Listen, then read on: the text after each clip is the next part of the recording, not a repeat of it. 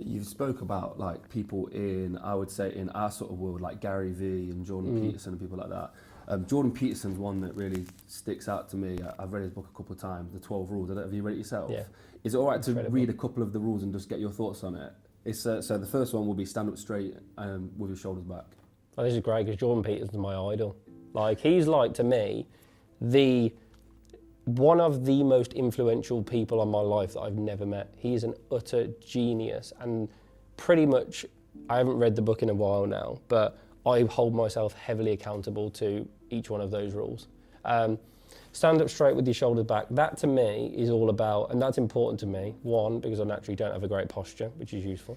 But two, I do hold myself accountable in the sense that, and even in my position, I will have that moment of, fuck, should I be here? Should I be talking here? Should I be doing this? I don't know, not imposter syndrome, because I don't think it is that. I don't think it's that bad, but I was sort of I'll question myself in my head. And I do think, no, just stand up fucking straight, put your shoulders back and sort of speak, and that's why it's important to me. And to be honest, even just doing that, I think, I say as I slouch in this chair now, it does just change you mentally, doesn't it? So yeah, I think it's huge. Treat yourself like you are someone you are responsible for helping. So that is my favourite rule, and that is the one that I apply to myself more than anything. And I always think, whether it's something I do want to do or don't want to do, if I was looking after, and I spend my life, I feel like, and he talks a lot about, you have to sort of zoom out and sort of watch yourself in many respects, and I do that all the time, and I listen to every word I say, and I'm constantly trying to think, is there a better way I could have done that or said that or approached that problem? But I think that's so important as well. And what was it? There was, I used to have trouble sleeping a lot. I would always be that person that would be up to like 3 a.m. and then get up in the morning and whatever. And I remember thinking to myself, like what is your fucking problem? And then I'd sort of had this conversation in my head that said, well, I can't get to sleep at night. And I said, well, and again, I treated myself like I'm someone I was caring for. Well, I'll tell you what, why don't you start waking up early in the morning? If you keep doing that for long enough, then you'll get tired at night. You're the moron who's going to bed at 3 a.m. and getting up at 10. And then I just thought, right, and at the time I think it was 6 o'clock, right, I'm going to get up at 6 o'clock every morning. And funnily enough, all of a sudden, my sleeping pattern just falls into place, and I'm not staying up till 3 a.m. because I'm getting tired by 8, 9, 10 o'clock at night. And that's just one example of when I've just sort of had to grab myself around the scruff of the neck. Because I think I'm quite a tough love person, so when I'm working with people, I think I absolutely love the people I work with, but I'm going to be very honest and direct with them. And ever since reading Jordan Peterson's book, I try and hold myself to the same standard that I think I hold other people by. So yeah, there's countless occasions where I'll just sort of, again, treat myself like someone that I'm caring for, and I think that's just a brilliant rule. Make friends with people who want the best for you. Yes, that's important. And I must admit, to be honest, I haven't made a lot of new friends lately, which is not by design, to be honest. It's just, I spend my life working and I'm introverted, and I spend time with family when I'm not working and close friends. But that is true. Not for a long time, but there were definitely people that I would tell things to, and I would be really proud and happy, and almost like a balloon deflating. It would feel like they weren't truly happy for you. And it takes a bit of courage, but I think you just need to understand that again, both inside of work and outside of work, just surround yourself with great people that do want the best for you, and it makes such an incredible difference. Set your house in perfect order before you criticise the world.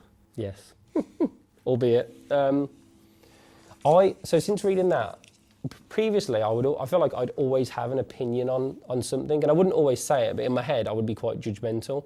So I'd think, why doesn't this person do this? Why don't they do this? But that's so true, and there's so many things that I'm just crap at that need to sort out. So I just need to sort of sort myself out, and it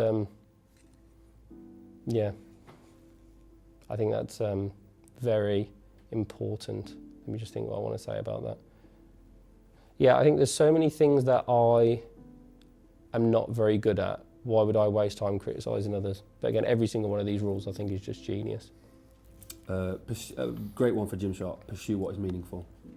Yes. And I think Jordan Peterson talks about responsibility, giving meaning, and that's so true.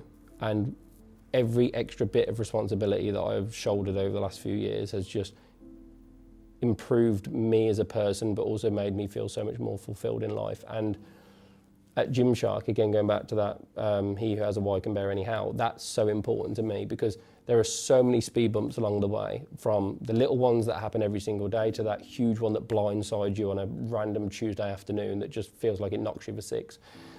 But when I'm thinking about that 10, 50, 100-year vision, they just all of a sudden become so small and easy to deal with. Tell the truth, or at least don't lie. Yes, that's so good. Although I must admit, when I did read that, I went through a period of, right, I'm just going to tell everyone the truth, and that was I think my ego speaking, because I would just sort of be too, I guess, obtuse with the way that I would just be like, I think this, so I definitely have changed the way that I've taken that. So I hold myself to being as honest as I possibly can be. I don't lie at all. Which in the short term can definitely lead to difficulties, but I think in the long term it's the right thing to do. And yeah, again, I just hold myself as accountable as possible to that as well. I've heard you say quite a few times about Gymshark, pure transparency, like having this open transparency. So is that something that you've followed through yourself? Yeah, I mean, I really do try, and again, every aspect of life, both professional and personal, it is important. It does, it means a hell of a lot to me to be just as open and transparent as open and transparent as I guess we possibly can be.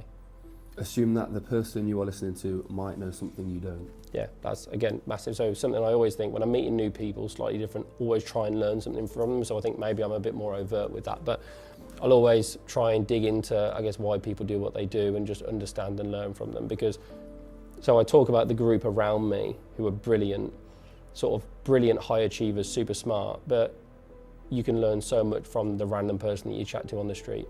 Funnily enough, and this is going back to commercial, so it's slightly different, but I was in Canada a few years ago, and there was a guy there, and I was just chatting to him. I go to all the events, and we're just chatting away, and then we ended up talking about sort of camo gear, so again, clothes with sort of a camo pattern on. And I don't know how we got onto it, but we were just chatting away about it.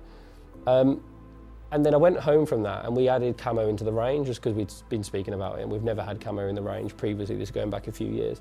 And that camo then just went off and sold millions and millions of units, and it was incredibly commercially successful to us.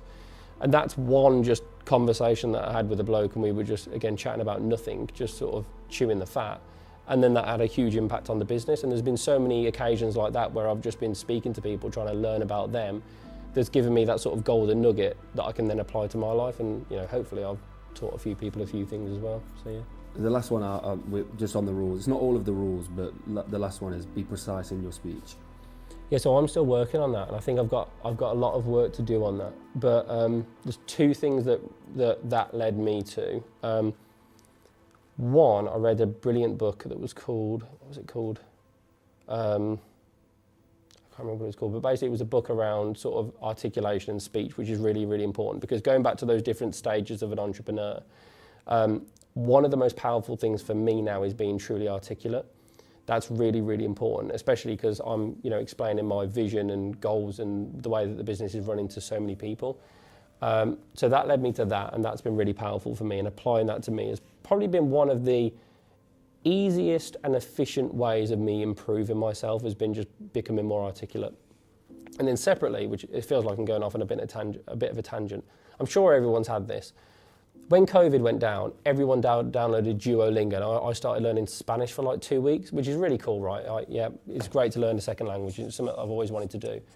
And then randomly, I fell on a YouTube video of, I think it was The Darkest Hour, so Winston Churchill's speech. And I listened to this speech, and I thought, Christ, he speaks so utterly brilliantly. My level of English compared to his level of English are just incomparable. So whilst I'm off thinking I speak English, I'm going to go and learn Spanish, I instantly deleted Duolingo, and I've gone, right, I'm going to learn the English language to the best of my ability and become the most articulate, brilliant speaker that my genetic makeup will possibly allow me to be. Because I think the payback for that is just so, so brilliant. I think the fulfillment that you can get from it is brilliant too. So yeah, that really resonated with me as well. I think that's one I need to work on. Just speaking of Jordan Peterson, just for the people out there, because I know for young men especially, like his book, I think is absolutely golden for them. What's your takeaway, and what would you like urge people to do? So my ultimate overarching takeaway from Jordan Peterson's book is that I think so much more is in the control of the individual than what people think. And that's quite easy for me to say, right, sat in the position that I'm in. But the only reason that I or Gymshark has gotten to where we are today is because we took control of the situation that I was in. I followed my passion, and there was never a point where we've gone, the world has dealt us a bad hand, so we're just going to mope. And I think that's so important, that whatever happens, and it's not everyone is dealt the same hand. Some people have a better hand than others, and some people have more opportunity than others. And unfortunately, I think that's part of life, and it's a shame. And hopefully over our lifetimes, we can try and level that playing field as best we can. However, you're dealt with a hand, and ultimately that's the hand that you've got to play. And I think people have more control than what they think. And I think if you really take time to focus on self-development and improvement, I think you'd be very surprised as to the incredible gains that you can make.